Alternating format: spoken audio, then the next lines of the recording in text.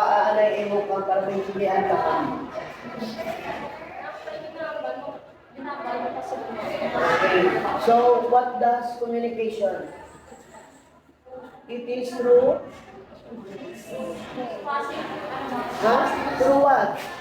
Through words. Marinig. Diba? So, ano ang kanyang medium? Tongue? Mouth? Then, para malaman na narinig ka, so your ears. So, what is communication? Tomorrow we'll discuss that. No, verbal. When it is spoken, that is verbal. Pag hindi sinabi, so non-verbal. So, body language. Si ma'am, ano mo na ba? Ano nga siya? Why siya kambal? Nag-ano lang siya? Nag-move.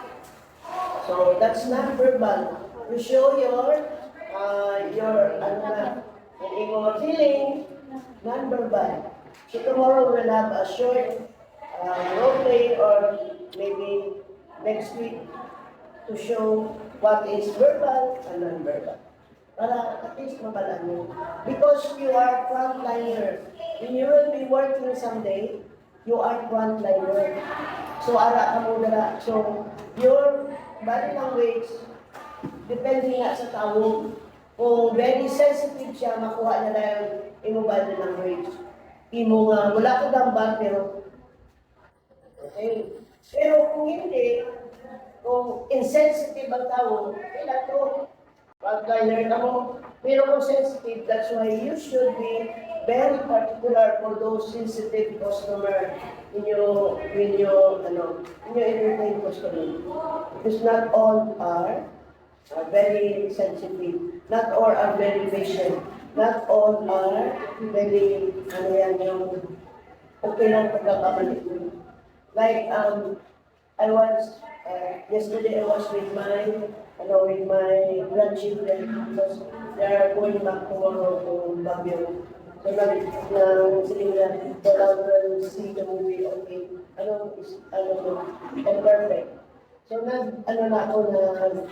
nag-tuwing ako. Then, ang tigulang, talagang nauna siya sa ako na. Tapos, atong nalagpas ang ticket, hinuna niya ako. Sige ba? Hindi na lang una ka, ma'am. Niya una ka, mama. Hindi, mas nauna siya. Hindi ka lang, ma'am, nauna ka. Tapos niya, okay lang, ma'am. Yun niya sa ako. Mayroon lang itong tigulang, okay lang sa iya. What if, hindi ito siya patient? Magsiling siya, oo man, kay napa ko din. Wala ko din siya, ano nagsulod ka. In-entertain ka niya, kailangan ka mo. May iba nga mo ginaya, mag-verbalize din. Ako, siling sa tigulang, nga aling ka mo kasi niya, okay lang. Bo, ako, sorry, kaya nauna kay, di ba, libre, kahapon, libre, pag may moving class ka, ang senior, libre. Basta basta Monday, first Monday of the month, libre ang senior. Kung may movie pass ka. Pero kung ay, libre ka man, pero may ang discount 20%. So ako may discount ko. So sabihin ko, may sa tulang. Tulang ko. Isa lang siya, isa ka lang. Huwag naman, yung tanong na, imperfect. Kaya muna sa mga ako ko. Siguro, kung may mother was namin, hindi ko sa iya. So, yan. Frontliners dito sa mga frontliners sa tikitira. Next time, gusto ko sensitive sa mga tao na nagawala sa inyo. Man sa media. Sa iya kang surili sa ako. Kaya ako yan, napansin ko lang na masauna talaga siya sa akin. So, na siya. Mga verbal and non-verbal communication. Tomorrow we'll discuss also verbal communication skills and what are those verbal. So first down, sabi niya, the tone of voice, clarity and consistency. How clear did you say these spoken words to that person o kay frontliner na mo? Then your tone of voice, may katulad ka pangakit pero daw kasingit ka. That's spoken or verbal. Then, active listening, you listen. Kasi kung isa, dahil nilay pamati mo, dahil man ang masabat mo. So, active listening.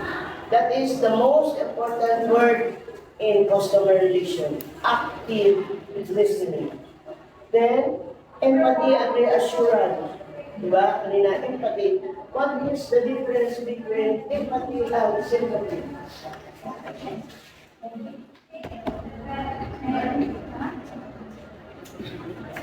Sympathy and empathy.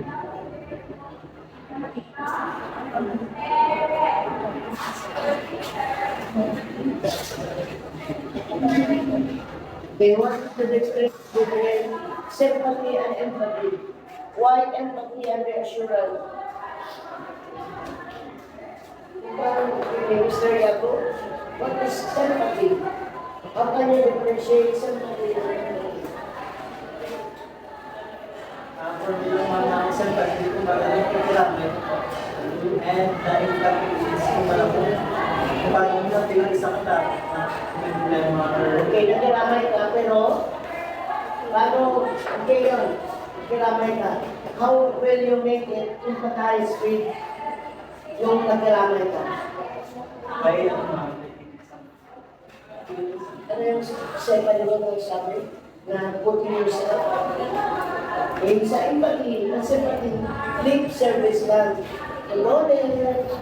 Why ask? And empathy, when you empathize with somebody who yung bereaved family, ay, dahil ako sa pila ng mga ginamit sa mga kahit si Kaya, so you empathize